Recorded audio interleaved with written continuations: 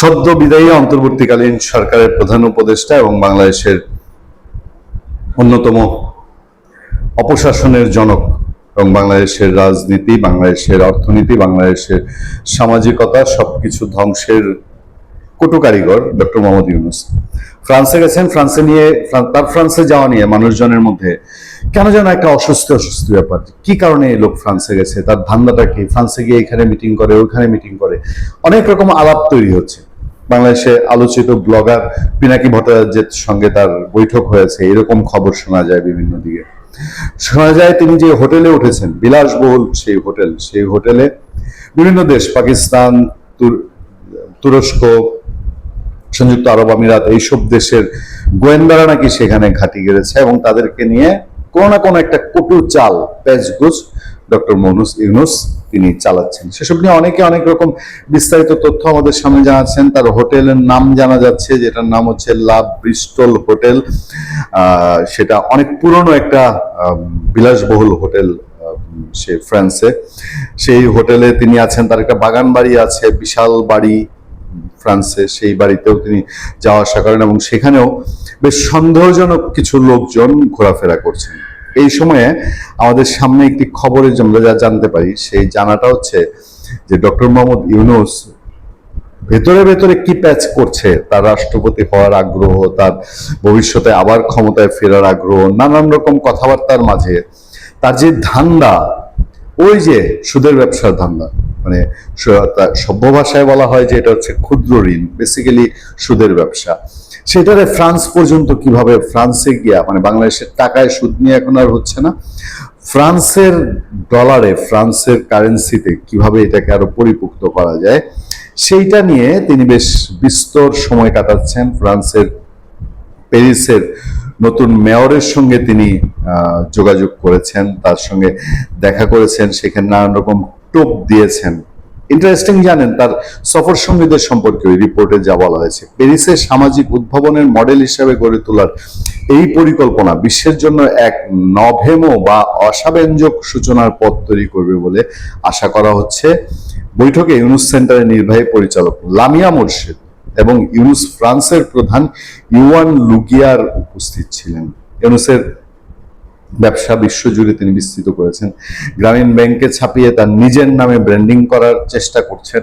বিশ্ববাসী যদিও জেনে গেছে এই লোক ভেতরে কি আর বাহিরে কি, তবে লামিয়া মোরশেদ, যাকে তিনি এই গ্রামীণ ব্যাংকেরই কর্মকর্তা ছিলেন, গ্রামীণ ব্যাংকেরই তার পাশে সার্বক্ষণিক সহচর, তাকে যখন ক্ষমতায় আসলেন তখনও এখানে নিয়ে আসলেন কি সব এলজিডি বিষয়ক পরামর্শক,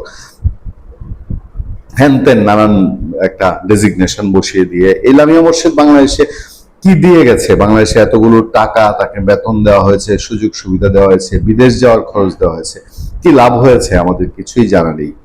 প্যারিসের নতুন মেয়রের সঙ্গে ডক্টর ইউনূসের ধান্দা ফিকির, হেডলাইন তারা বলা হচ্ছে প্যারিসের নতুন মেয়রের সঙ্গে ডক্টর ইউনূসের সাক্ষাৎকার। আমরা কেন ধান্দা ফিকির বলছি সেটা আপনারা খবরটা একটু শুনলেই জানবেন। বাংলাদেশের অন্তর্বর্তী সরকারের সাবেক প্রধান উপদেষ্টা অধ্যাপক ডক্টর মোহাম্মদ ইউনূসের সঙ্গে বৈঠক করেছেন প্যারিসের নতুন মেয়র এমানুয়েল গ্রিগোয়ার। বৈঠকে প্যারিসকে সামাজিক ব্যবসার কেন্দ্রবিন্দুতে পরিণত করতে, বাংলাদেশের ধান্দা ফিকির শেষ এবং প্যারিসকে সামাজিক ব্যবসা কেন্দ্রবিন্দুতে পরিণত করতে সোশ্যাল বিজনেস ডে বা সামাজিক ব্যবসা দিবসকে বার্ষিক উৎসব হিসেবে উদযাপনের পরিকল্পনা গ্রহণের কথা জানিয়েছেন এমানুয়েল। শুক্রবার অনুষ্ঠিত এই বৈঠকে অধ্যাপক ইউনূসের 3-0 শূন্য নেট কার্বন নিঃসরণ, শূন্য সম্পদ কুক্ষিগতকরণ ও শূন্য বেকারত্ব লক্ষ্য অর্জনে তরুণ প্রজন্মের ভূমিকা এবং বিশ্বব্যাপী চলমান 7030 ক্লাবের কার্যক্রম নিয়ে বিস্তারিত আলোচনা হয়। এই যে বাংলাদেশে 1.5 বছর শাসন করে গেছে, তার এই শূন্য কি 30 থিওরি বাংলাদেশে কোনো বাস্তবায়নের কোনো উদ্যোগ সে নিয়েছে? এই প্রশ্ন আমাদের না, এই প্রশ্ন টিআইবির নির্বাহী পরিচালক ইফতেখারুজ্জামান তুলেছিলেন। অধ্যাপক ইউনূস ধনকুবেরদের মানে বড়লোকদের দাতব্য তহবিলের পরিবর্তে, দান খয়রাতের দরকার নাই, দান খয়রাতের পরিবর্তে দীর্ঘস্থায়ী সামাজিক পরিবর্তনের লক্ষ্যে সোশ্যাল বিজনেস ফান্ড মানে সুদের ব্যবসায় এই সম্পদ বিনিয়োগের একটি নতুন ও কার্যকর মডেল প্রস্তাব করেন, যা সম্পদ কুক্ষিগতকরণের প্রবণতা রোধে সহায়ক হবে। ধনী মানুষজন দান খয়রাত করবে না, দাতব্য প্রতিষ্ঠানে দিবে না, তার এই ইন্টারেস্টিং সোশ্যাল বিজনেস ফান্ড, সুদের ব্যবসার ফান্ডে টাকা দিবে। তার নিজের খাইসলজ্জা যে বাংলাদেশে এত দুর্বিপাক, এত দুর্যোগ, মহামারী, দুর্ভিক্ষ, দুঃখ, দুর্দশা, কোনো একটা অসহায় মানুষের পাশে কোনোদিন ডক্টর ইউনূসকে দেখা যায়নি। এখন সে ফ্রান্সে গিয়ে বড় লোকদের ফুসলাচ্ছে যে তার পকেটে টাকা দিক, তার ফান্ডে টাকা দিক। আচ্ছা, এই উদ্যোগের অংশ হিসাবে আগামী জুন মাসে ঢাকায় অনুষ্ঠেয় সোশ্যাল বিজনেস ডেতে যোগ দেওয়ার জন্য মেয়র তার ডেপুটি অড্রে পুলভার এবং প্যারিস কাউন্সিলের সদস্য অলিসা ইয়াফসিতকে প্রতিনিধি হিসেবে পাঠানোর সিদ্ধান্ত নিয়েছেন। এই খবরটা এতদিন আপনাদের জানা ছিল কিনা জানি না। বাংলাদেশে জুন মাসে নাকি সোশ্যাল বিজনেস ডে, এই ধান্দা ফিকিরের একটা দিবসও পালন হবে। প্যারিসকে সামাজিক, যেটা এর আগে বললাম তার সাথে কে ছিল এই বৈঠকের শেষ দিকে প্যারিসকে সামাজিক উদ্ভাবনের একটি মডেল শহর হিসেবে গড়ে তোলার প্রত্যয় ব্যক্ত করে। এই হচ্ছে এখন পর্যন্ত আনুষ্ঠানিক খবর, ইউনুস সেন্টারের খবর।